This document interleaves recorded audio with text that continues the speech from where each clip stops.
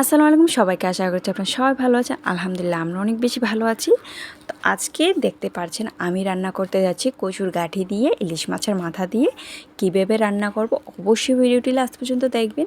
তো এগুলো নিয়ে আসলাম আজকে মামাতারা বাড়ি থেকে। মামাতারা এগুলোর বড় একটি বাগান করেছে, এর থেকে এগুলো আমরা নিয়ে আসলাম। তো এগুলোকে অনেক সুন্দর করে 3-4 বার করে ধুয়ে নিলাম। ধুয়ে নেওয়ার পর ঘরে নিয়ে আসলাম। ঘরে নিয়ে এসে এখন এটাকে একটু লবণ দিয়ে জলের মধ্যে ফুটিয়ে নিব ভালো করে। বেশি সিদ্ধ করবে না, সিদ্ধ করলে একটু গলে যাবে। হালকা হালকা একটু সিদ্ধ করবেন, তারপর এটাকে সাইডে রেখে দিলাম। এখন আমরা রান্না যেটা বের করব সেটা হল ইলিশ মাছের মাথাগুলা। এগুলো অনেক না 2-3 দিন আগের হবে।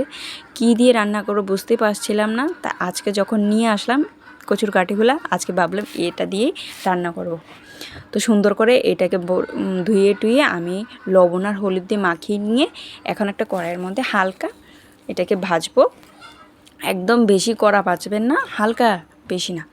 তো এদিকে আমরা ভাবছি কচুর কাঠিগুলো ঠান্ডা হয়ে গেছে, এটা করে পরিষ্কার করে নিই। আর যেগুলো বড় বড় থাকে সেগুলোকে আমরা হাতে দায়ের সাহায্যে কেটে নিব। আর যেগুলো ছোটো ছোটো এটা মিডিয়ামই থাক, কাটতে হবে না। তো এগুলো পরিষ্কার করতে অনেক বেশি টাইম লাগে, তাহলে এটাকে সুন্দর করে আস্তে আস্তে পরিষ্কার করতে হয়। আপনারা কি এই রেসিপিটি খেয়েছেন? খেয়ে থাকলে অবশ্যই জানাবেন। আর এই রেসিপিটি অনেক বেশি ভালো, আমার না কচুর কাঠি অনেক বেশি পছন্দ। কার কার পছন্দ অবশ্যই সেটা কমেন্ট করে জানাবেন। তো এদিকে কচুর কাঠিগুলো পরিষ্কার করা হয়ে গেছে, কেটেও নিলাম। মাছের মাথাগুলো ভাজাও হয়ে গেছে। এখন আমরা একটা সেম কড়াইয়ের মধ্যে একটু তেল দিয়ে এর মধ্যে পেঁয়াজ, কাঁচা লঙ্কা আর থেতো করা রসুন দিয়ে দিব। দিয়ে এটাকে সুন্দর করে একটু নাড়াচাড়া করে নিব। ভাজা ভাজা করার পর এখন এর মধ্যে দিব হালকা একটু মশলা, যেমন একটু পেঁয়াজ বাটা, একটু রসুন বাটা আর একটু আদা বাটা, আর দিয়ে দিলাম টমেটোর পেস্ট। টমেটোর পেস্টটা এর মধ্যে ছিল, তাই এটাই দিলাম। আপনারা চাইলে নাও দিতে পারেন, কোনো সমস্যা নাই। তারপর এর মধ্যে দিয়ে দিলাম পরিমাণ লবণ, একটু মরিচের গুঁড়ো, ধনিয়া গুঁড়ো দিয়ে একটু জিরে গুঁড়ো দিয়ে সুন্দর করে এটাকে কষিয়ে নেব। কষিয়ে নেওয়ার পর এখন দিয়ে দিব মাছের মাথাগুলো।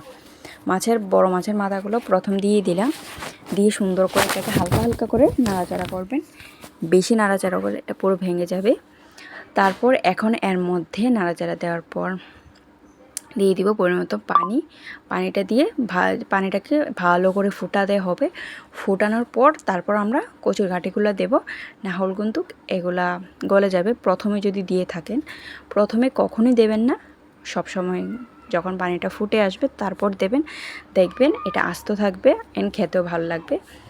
তারপর এগুলাকে নাড়াচাড়া করো, একটু কাঁচা লঙ্কা দিয়ে দিলাম। দিয়ে এটাকে ভালো করে আবার ফুটিয়ে নেব। ফুটিয়ে নিয়ে দেখতে পাচ্ছেন 5 মিনিটের মতো এগুলো এখন রেডি হয়ে গেছে।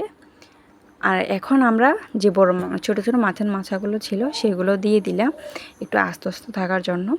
তো এগুলো স্মেলটাই না এত দারুণ ছিল, না কি বলবো আপনাদের। আমার না কচুর কাঠি অনেক অনেক বেশি প্রিয়। তো আপনারা এই রেসিপিটি ট্রাই করে থাকলে অবশ্যই আমাদেরকে জানাবেন।